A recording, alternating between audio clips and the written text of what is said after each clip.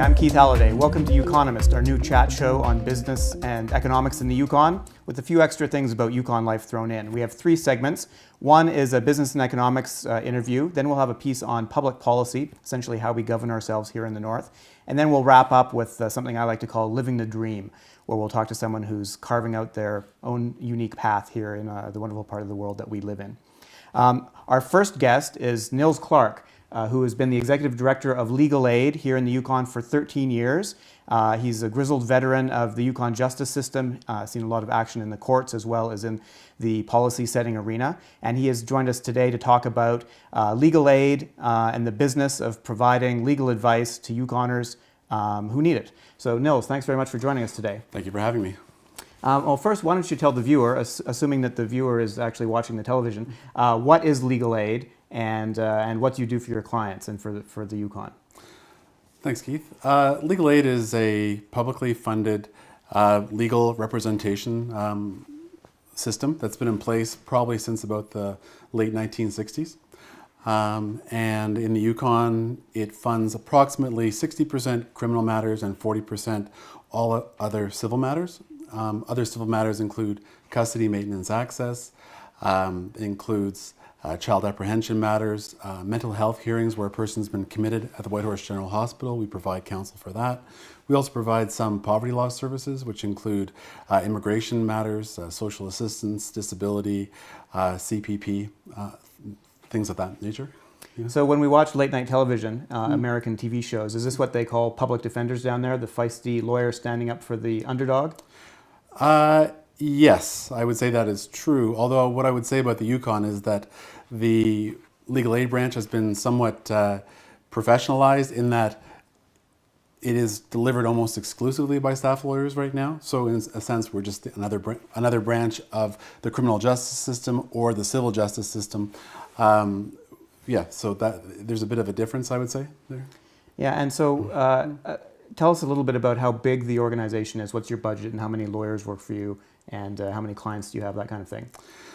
We currently have 7 staff lawyers plus myself and about 6 or 7 support staff. So there's about 15 persons on permanent salary. And the current budget is $1.65 million prior to the most recent announcement of the government of infusion of some extra money. We receive about 1,500 applications per year, and our rejection rate is quite low. I believe we had rejections of about 50 files, so 1,550 rejections for various reasons, which could be financial, merit, abuse. There's all kinds of reasons why you might not accept an application. Now 1,500 is quite a bit in a place with 30 or 35,000 people. That's 5% of the population accessing legal aid, getting involved in the justice system. Somehow I'm surprised how big that is. There's a lot going on. There is a lot going on, Keith, and I think that there's a misperception, probably in the territory and maybe also Canada-wide, but there's a misperception that legal aid only provides service for criminal matters, but we don't. As I indicated, approximately 40% of the budget is dedicated to civil matters. So it's important for, I think, the viewers to understand that we are assisting single mothers looking for child support, people who have had their children taken away, providing them hopefully with some resources where they can become better parents and have the prospect of children being returned in the future, because certainly there can be nothing more traumatic than having your child removed by the state. So we certainly are involved in those proceedings as well. Now I've had a few people over the years say to me things like, well, you know, if a criminal's been charged, they should pay for their own defense. Why should the taxpayer have to pay for that? What's your response to that line of argument that you hear from time to time around town? Well, I mean, legal aid is set up with financial eligibilities in mind. Our financial eligibilities are reasonably generous by Canadian standards, but the North tends to have higher financial eligibility. So it can certainly be that an applicant would be rejected because they do make too much money and they would have to retain a private lawyer. Now, if they are eligible, there is absolutely no prospect of them being able to hire a private lawyer. So they would be by themselves. And I think that reflects poorly on us as a society. If you provide the resources for fully staffed judiciary, fully staffed public prosecution service, policing, probation services, and then say, and now you will defend yourself against the objective power of the state. Yeah, for a low-income person or someone who had, a limited education or was new to Canada, that would be a huge challenge to defend yourself without the support of legal aid against the huge apparatus. Absolutely, Keith. Now, of course, there's a continuum of criminal charges, and courts have seen they've seen fit to sort of delineate between what's seen as being lower-end charges to charges where there are more serious ramifications. But yes, it would be a huge challenge one way or another. Now, you've been in the paper recently talking about funding for legal aid. Mm-hmm. So tell us a little bit about how is our system resourced compared to, say, the Northwest Territories or other comparable small provinces, and what do you think the government should do next on the funding front?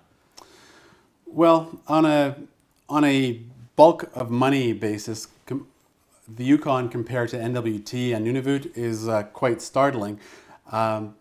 I spoke to the chief financial officer in Nunavut relatively recently at a conference, and he advised that their budget was about to go over 10 million. So it was going to 10.5 million. And you said yours was 1.4? 1.65. 1.65. And I would also note for the viewers that our budget was 1.35 million in 1993, 1994. So 20 years ago.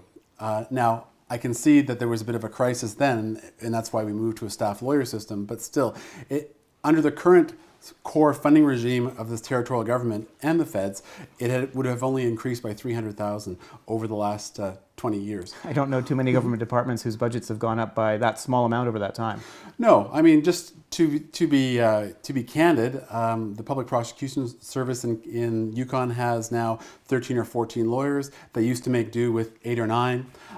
The territorial government has taken a lot of their work in-house, but as a result, you've gone from probably having 10, 11, 12 lawyers to do all the work of the territorial government to approximating 30 lawyers now. So there's been a mushrooming of in-house counsel otherwise. We also know that the per capita policing budget in the Yukon is one of the highest. But I digress because you did ask me about the other territories. NWT is at approximately 5 million, and we would be at the high end of a province, but it's not generally anticipated that the northern jurisdictions would have funding at that level just by virtue of logistics, the northern logistics. Yeah. Yeah. Well, that certainly keeps legal aid as the underdog with those kind of funding levels. Let's wrap up with a game of buy, sell, and hold, which I know that your son enjoyed on a previous episode of this show. Very good. So let's Very see good. how you do. Yes. First of all, buy, sell, or hold the federal government's tough on crime agenda. Without an explanation or just... One bullet. We're running out of time. Fine. Sell. Nasty and brutish. Buy, sell, or hold jury trials. Buy. Yes. Linchpin of Magna Carta, British justice system. Sure. Yes. Mm-hmm. Buy, sell, or hold rebranding legal aid as public defender, like on American TV shows. Hold. Could take under advisement. Could look into that. Yes. The perfect lawyer answer. Exactly. Thanks very much for joining us, Nils. Thanks, Keith. Yeah.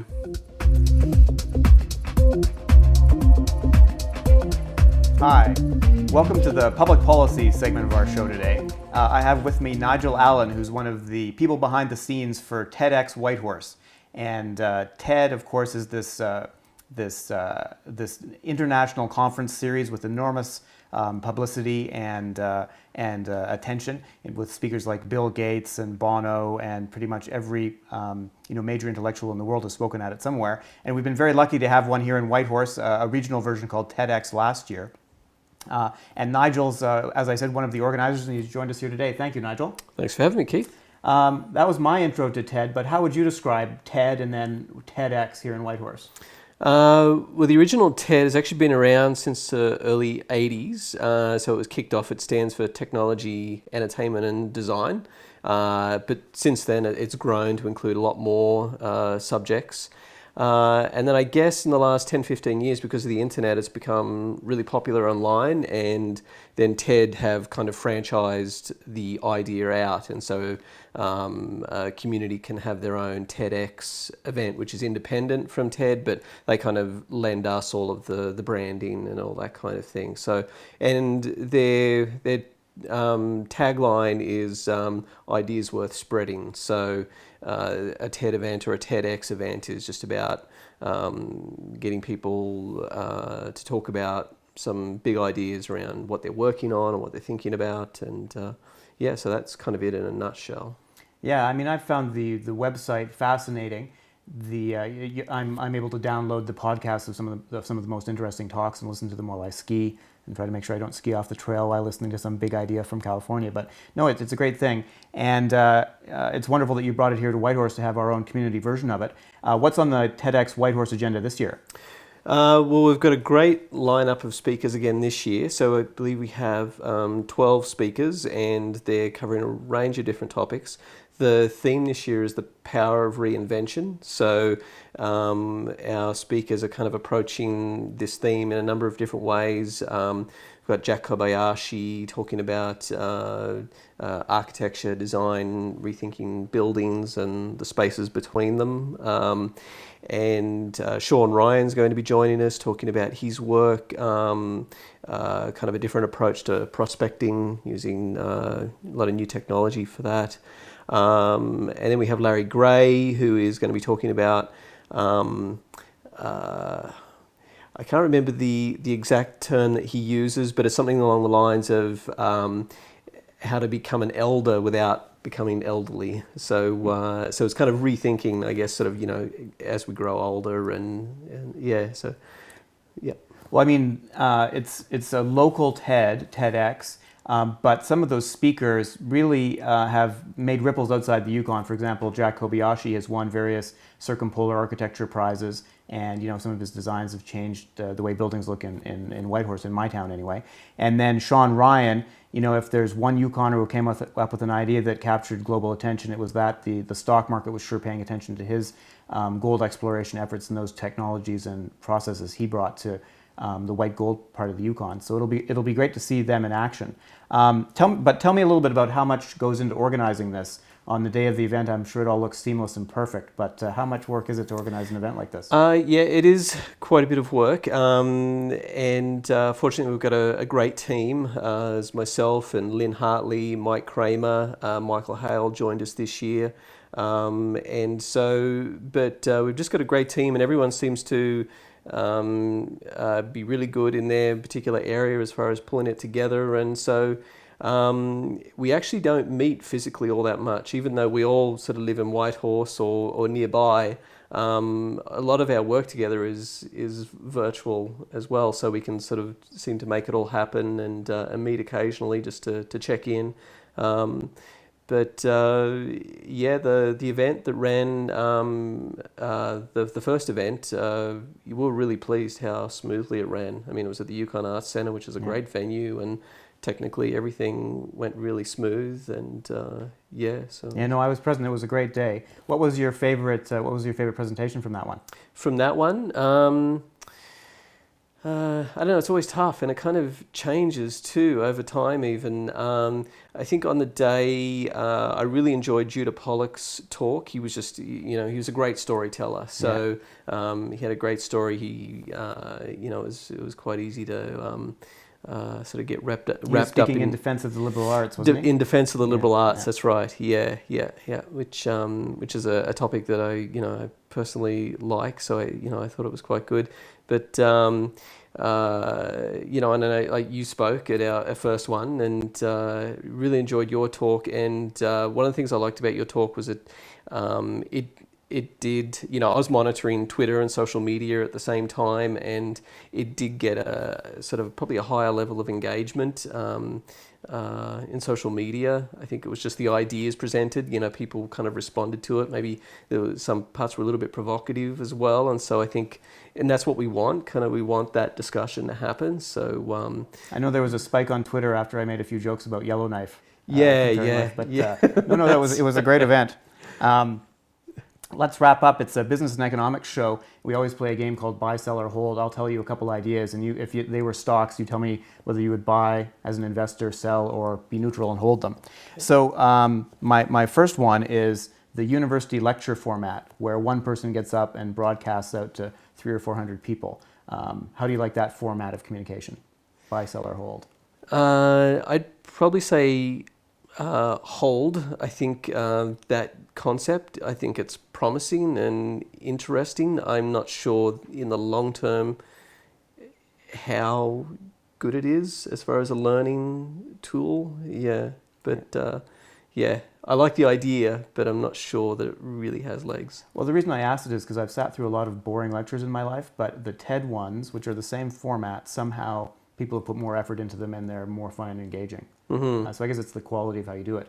Number 2, buy, sell, or hold. This idea that Global TED has of moving from their Californian base and having their TED in Vancouver this year. Buy, sell, or hold the Vancouver move. I definitely say buy. I think it's great. I mean, because it's on our doorstep now, so that's fantastic. And I just think Vancouver is a great venue. You know, it's such a great city, and yeah, so I think it's an excellent move.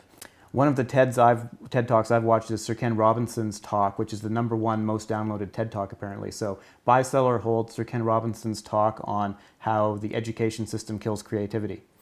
I have to admit, I haven't actually seen that one. I have seen it there. An unfair question. Yeah, I've seen it there, and it's like, you know, I should watch it. But so I'll put a hold on that one. Yeah, and watch it tonight. Okay. Yeah. Thanks very much for coming in, Nigel. Yeah. Thanks, Keith. That was great. Thanks very much, Nigel. Nigel Allen with TEDx Whitehorse. Next is our Living the Dream segment on Yukonomist. I have with us today Hildur Hallgrmsdottir. Sorry for the pronunciation. And she's here. She's also a new Yukoner who's joining us from Iceland, where her family has been for the last 1,000 years, and she is the first of the Jonasons to move to the Yukon. Thank you very much for joining us today, Hildur. Thanks for having me. Now, your last name's in it. I mispronounced it there. Why don't you pronounce it correctly, and also tell me about your other official Icelandic last name that the Canadian government doesn't recognize. Well, it's Jónasson is the right pronunciation of my Canadian last name. But in Iceland, we use patronymics. So my last name in Iceland is Hallgrímsdottir, which means that my father's first name is Hallgrímur, and then you add daughter or son to the end of that. So if your father was Sam, you would be Samson or Sam daughter if you were a girl. Exactly. Yeah. That must make it very exciting for the Icelandic driver's license people. Yeah, but it's actually very simple in Iceland, maybe because there's only 320,000 people. So, yeah. Only about 10 times more than in the Yukon, and you have your own country with your own flag and seat at the United Nations and everything. That's right. So what have you found that's different about coming to the Yukon? It's also a northern place, but different in many ways.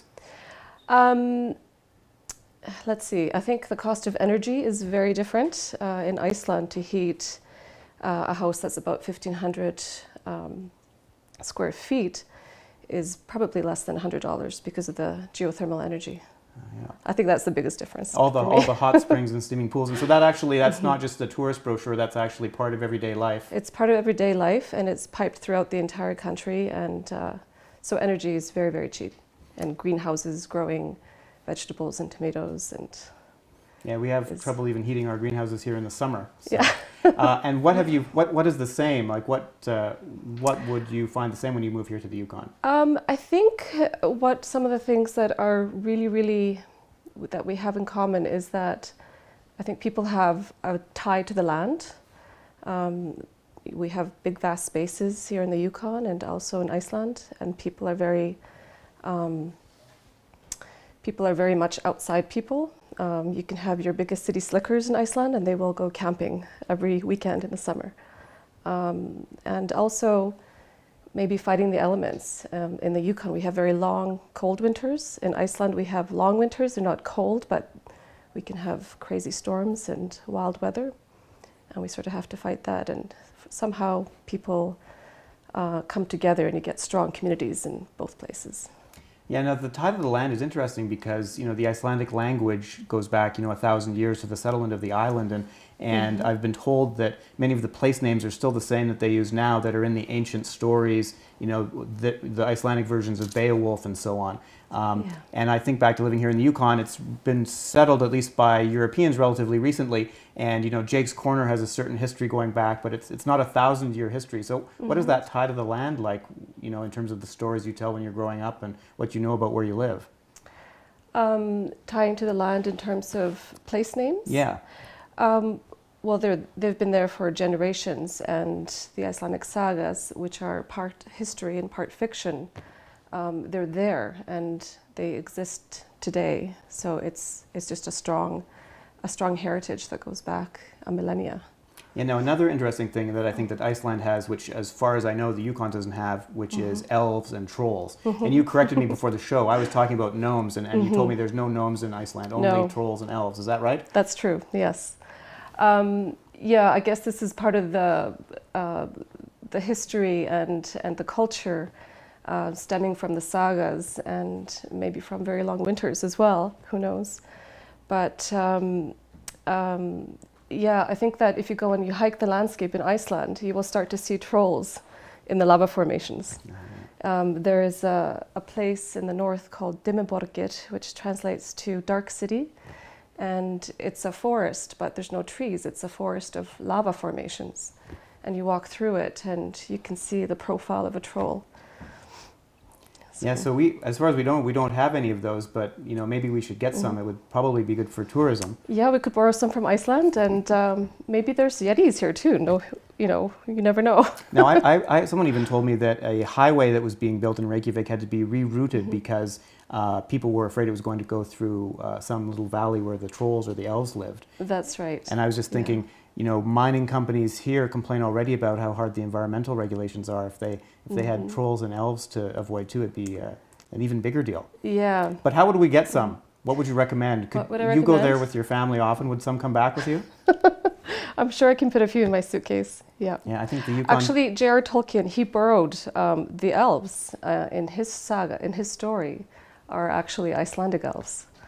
And he visited Iceland and he spoke Icelandic. And so it's interesting that in Iceland, elves are not small little things. They're tall and slim. So if you say you have an elfin figure, it means that you're a tall, slim person. Yeah, well, it's fascinating. I think the Yukon Department of Tourism is always looking for ways to differentiate us. We used to be home of the Klondike, and they keep changing our brand name. Now we're larger than life, and it's always a question of what do we have that Alaska or Northern BC or the NWT don't have. And The toe. Yeah, The toe. The toe. Yes, Iceland doesn't have the toe, does it? We don't have the toe, no. All right, well, let's wrap up with our classic game. It's an economics and business show of buy, sell, or hold. I'll tell you three things, and you think of them if they were a stock in the stock market. Would you buy them, or sell them, or be neutral and hold them? So the first one is your new urban lifestyle in Whitehorse. You're living in central Whitehorse in a condo. Central urban Whitehorse living. Buy, sell, or hold? Buy. I love being able to walk to the restaurant or coffee shops, and then I can go in my car if I need to go somewhere outside of downtown. Yeah. And so then let's change the question to Reykjavik. Urban living in Reykjavik downtown, maybe with your own geothermal sauna or swimming pool. Buy, sell, or hold? Buy. Buy also? Yep. It's easy to get around. You don't need a car. Okay. Yeah. And finally, a really tough question. Buy, sell, or hold Hakarl, Iceland's fermented shark food? Oh, Hákarl. You know what? I don't need to eat it because I already am Icelandic, but as a visitor, I think you'll have to buy it and I'll have to sell it. Okay. Hildur, thanks very much for joining us. Thank you. That's it for Yukonomist today. Thank you for joining.